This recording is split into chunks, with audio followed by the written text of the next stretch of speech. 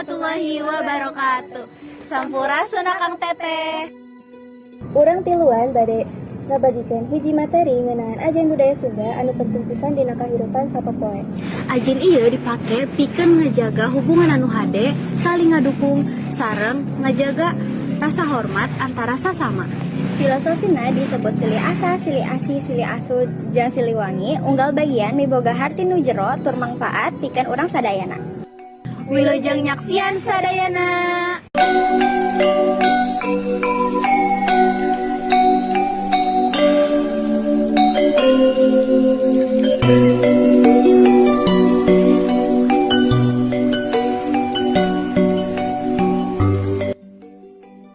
Ayeuna orang bade belajar naon? Urang kan rek belajar filosofi Sunda. Pamuhun kamari abdi atas nyieun babaraha slide ngeunaan filosofi Sunda nyaeta silih asa, silih asi, silih asu sareng silih wangi. Oh, mun kitu abdi sareng Sabil bade nulis materina.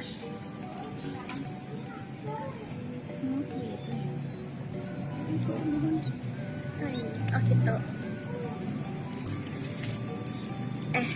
Sigana ya bagian nu abdi teu ngartos, kumaha cara ngajelaskeun filosofis ieu supaya gampang dipikir hartos.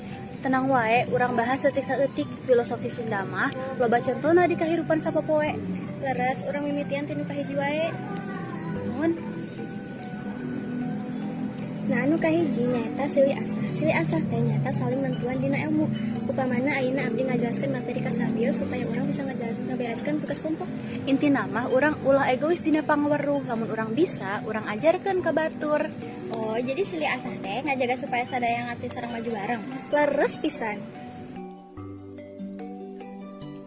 Panas ya poe ieu.